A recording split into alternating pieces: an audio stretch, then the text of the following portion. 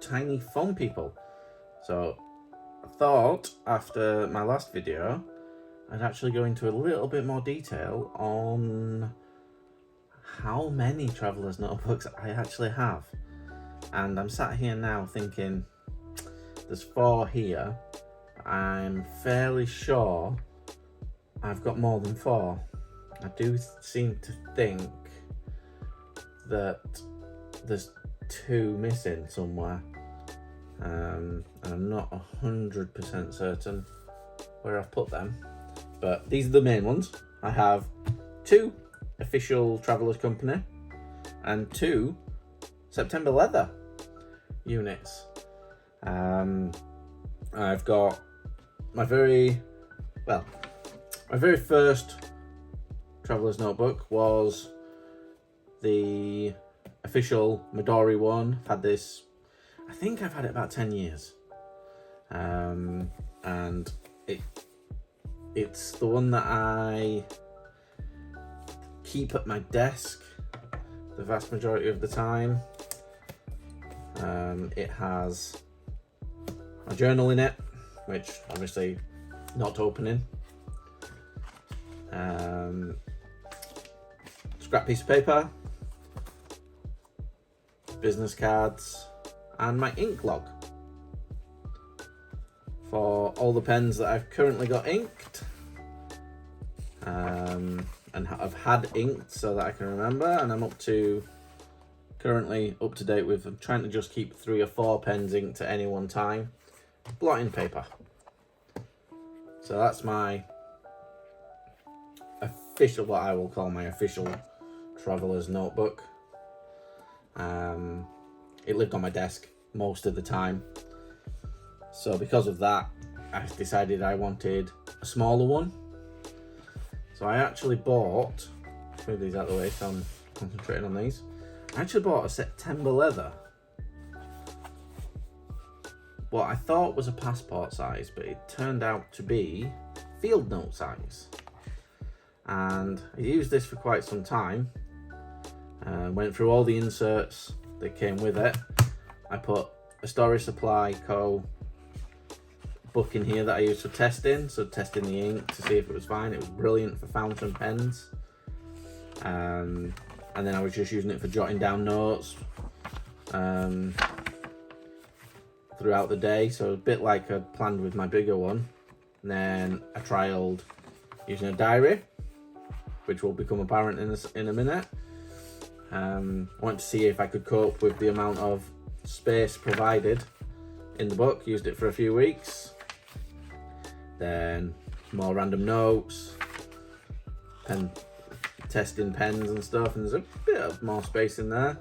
And then when I ran out of the inserts that came with it, I actually made one out of Rhodia paper, which is half empty, or very empty, because shortly after making this insert for my bullet journal, so you can see, back in 2022, October, I actually got a passport, genuine Traveller's Company sized notebook for my birthday. So that was interesting. I decided that I liked the size, as I used it quite a lot. I've got the insert somewhere else, but I just couldn't get rid of the itch, and I really wanted to see what the passport size was all about. And as you can see, it's slightly narrower to one side and slightly shorter across the top. So it's quite a bit more pocket friendly. And the leather, I don't know what it is. This one's very thick and hard and has it. Maybe I didn't mistreat it enough to get it to soften. I might actually treat this with some leather treatment and stuff just to see what actually happens. But the camel leather it's a lot softer. It's nearly a year old. when I first got it, it had like a furry feeling to it, almost suede. And now I've been using it, it feels like leather. It's definitely smoother. It's marked up. In here, I have genuine inserts.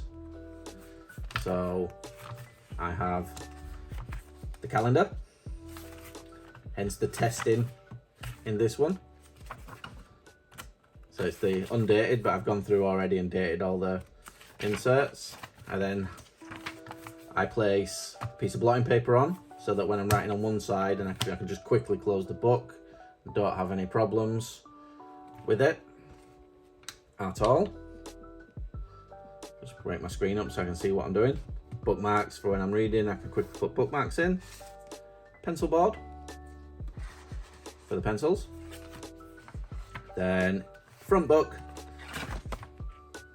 is my bullet journal, which I used quite a lot.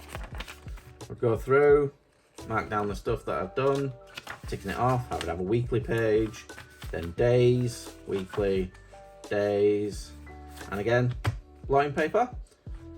Up until 2 weeks ago, when I got the regular passport size, regular standard sized from September Leather. And this has currently been with me every day.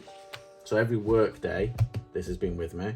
And then I found that I'm using this, the passport size, as my weekend planner and journal. Jot down any ideas I'm having, like for videos.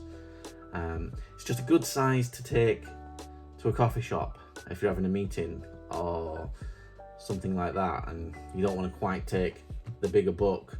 This does fit in a jeans back pocket, but I tend to just shove it in a bag.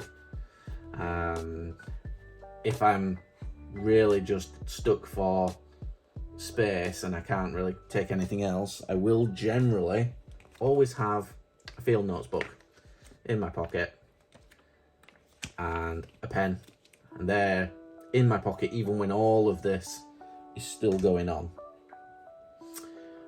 But this one is the new baby. It's already getting marked up, as you can see. I've not been gentle with it. It's got dusty, it's starting to get oil stains. It's been rained on. It's been on a building site with plaster dust. It's been chucked on a desk that was wet. I'm enjoying it. So, first book, bullet journal, sketching ideas, space, job notes, just things that need doing, meter readings from a job that I'm currently doing, and then positions. And I really am enjoying the additional space compared to the space of this book. It's like double the size almost. So it really is better suited for a work journal, for showing and keeping notes and allowing me to track everything that I'm doing so that I don't forget, because I'm dreadful at remembering.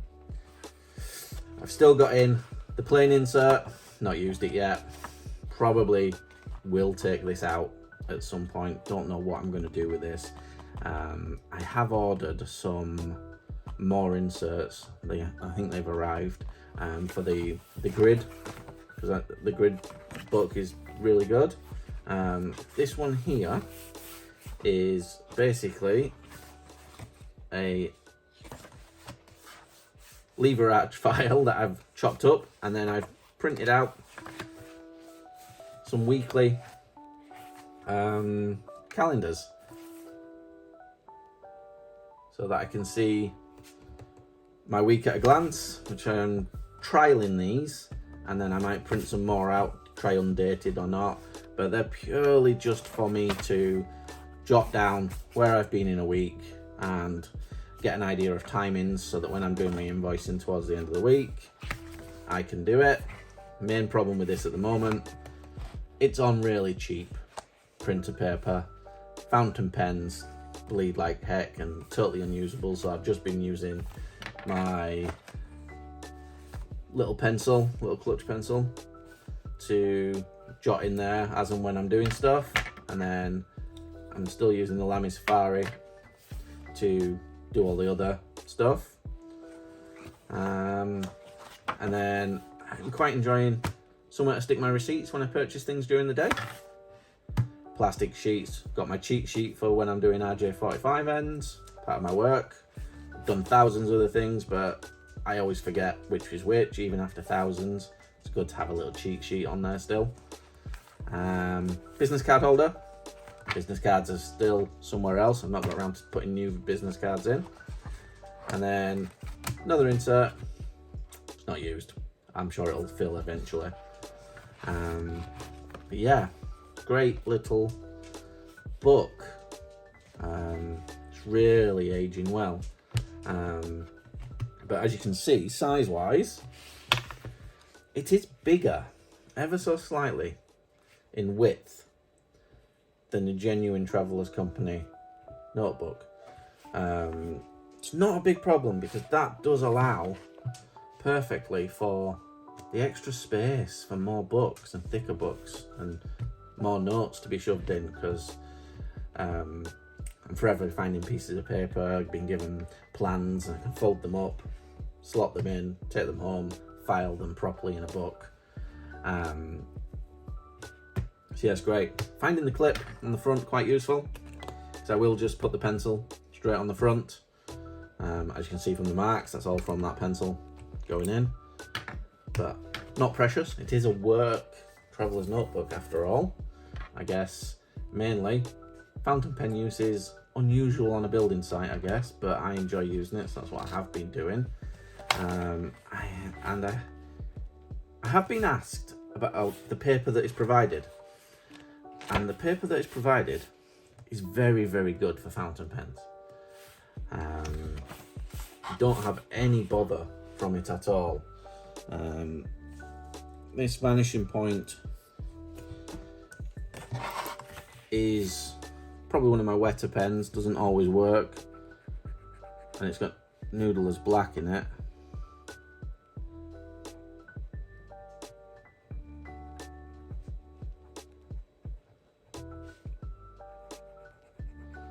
But takes the ink brilliantly.